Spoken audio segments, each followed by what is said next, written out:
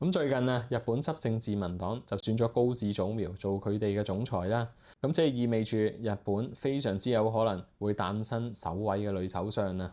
咁啊，市場上面反應就非常之振奮啦。我哋見到日股就急升去到歷史新高啦，日元就重新再出現貶值喎。咁到底呢個市場反應啊，背後反映咗啲乜嘢預期呢？日本嘅政策係咪會出現一個急轉彎呢？咁個 yen 又係咪會繼續跌？如果想唱 yen 嘅話，係咪可以等多陣呢？咁今日呢條片啊，我會同大家分析一下今次自民黨選舉個結果背後有啲咩含義啦。跟住會講翻高市早苗佢嘅政策主張到底係啲咩呢？最後啦，我就會同大家分析下日本而家股匯債嘅情況。大家好啊，我係外匯策略嘅 Ken 張，我喺企業及投資銀行裏面從事咗外匯分析工作10幾年，每個禮拜我都會喺呢個頻道講下財經嘅。咁今次選舉啦，都同大家之前預期會係高市早苗啦對決另外一個候選人小泉進次郎嘅情況差唔多。不過市場上面之前呢就比較預期小泉進次郎會贏到個選舉嘅，咁今次高市早苗贏到個選舉呢，我覺得係令市場上面有少少意外嘅。咁如果大家想睇翻啲選前分析呢兩個人個政策主張有啲咩唔同呢？咁可以睇翻我之前條片留言區係有 link 嘅。咁我哋講翻個選舉結果先啦。通常呢，日本嘅自民黨總裁選舉呢就分兩輪嘅，第一輪啦就係295個國會議員嘅每人一票啦，以及咧地方嘅票數都係佔295票嘅。咁首輪投票嘅結果啦，就同市場預期差唔多，都係由高市早苗啦同埋小泉進次郎獲得最多票數嘅。咁由於冇人係拎過半數嘅投票數啊，咁所以佢哋就要進入第二輪投票啦。咁你睇翻兩個人嘅票數咧，其實高市早苗啦喺地方支持嘅票數係比較強勁嘅。咁而小泉進次郎啦，國會議員嘅票數就相對佔多。咁進入第二輪投票啦，情況嘅變化就比較多嘅。首先個投票制度就唔一樣啦。咁雖然國會議員都係保留295票啊，但係地方嘅票數就由295票咧縮到就話每個都道府縣就只得1票，即係得翻47票嘅啫。咁變相每一個國會議員嘅票數咧，嗰個含金量其實就會更高啦，影響力會更加大嘅。咁第二點咧就係因為由於個候選人啦就已經得翻2個人啦，咁所以咧邊個剩翻落嚟嘅候選人喺次輪投票可以拎到一啲落敗者嘅票數咧，其實嗰個就係致勝嘅關鍵啦。咁最後結果係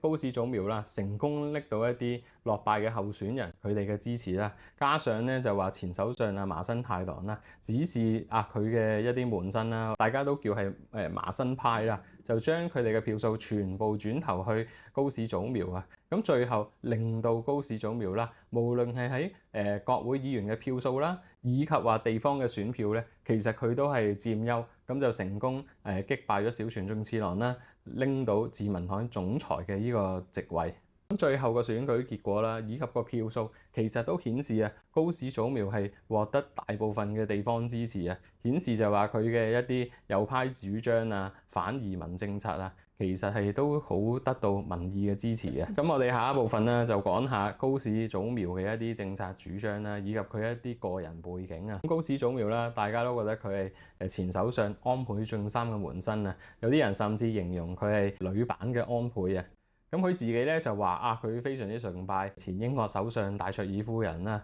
不過啦，我覺得佢嘅政策主張同戴卓爾夫人講嘅大市場小政府咧就非常之唔一樣嘅。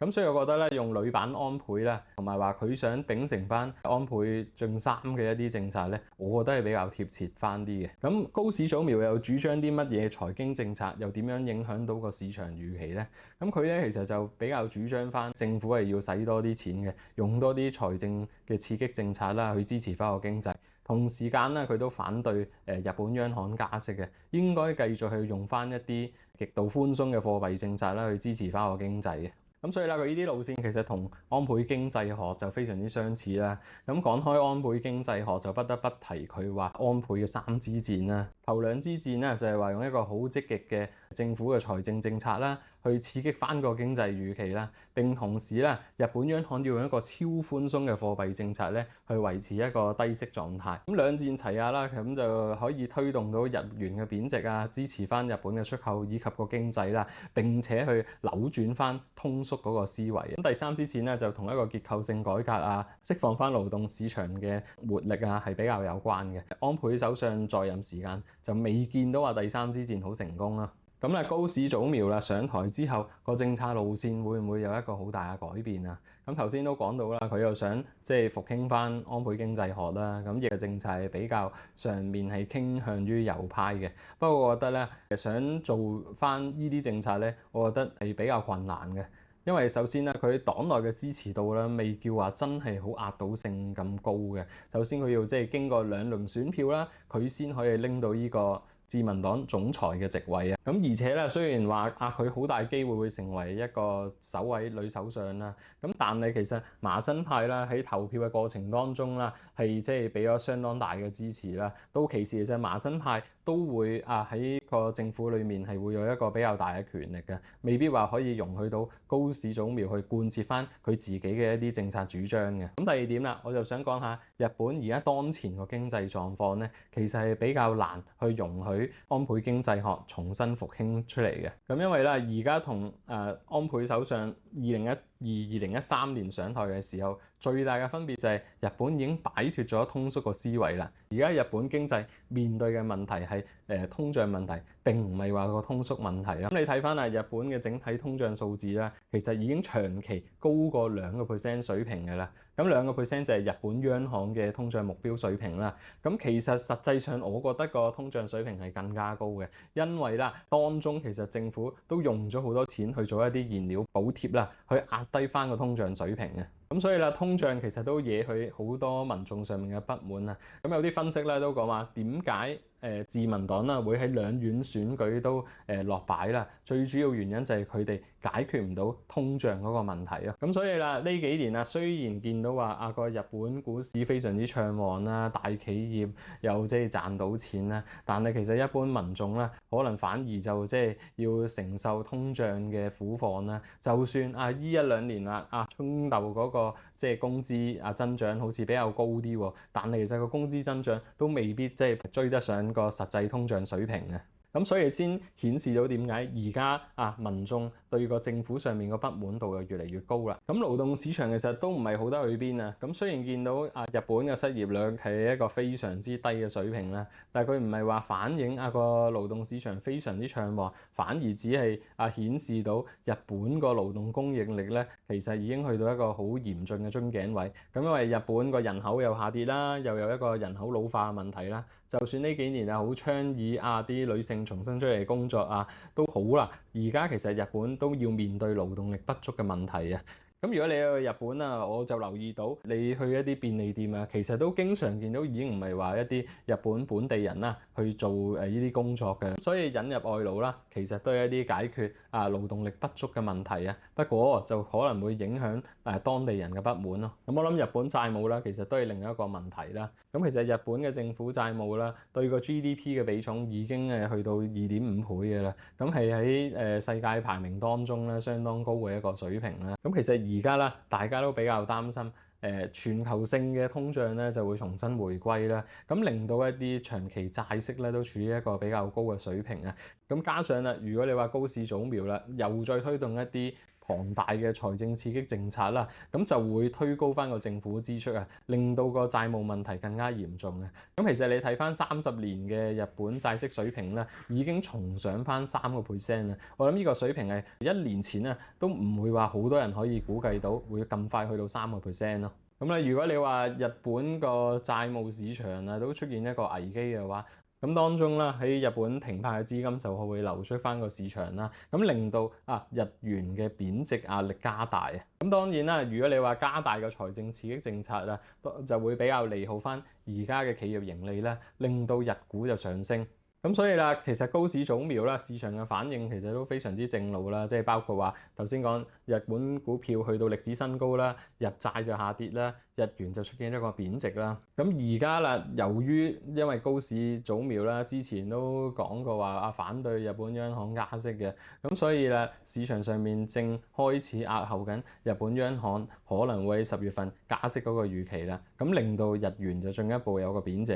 咁但係我覺得啦，呢啲即係政策上面預期嘅影響啦，未必話可以維持太耐嘅。咁市場都覺得啦，高市早苗就唔係一個強勢嘅政府嚟嘅。咁佢嘅政府任期啦，可能其實都係同之前嘅政府任期差唔多，都係比較短暫嘅。咁我覺得如果要扭轉一個政策路線嘅話，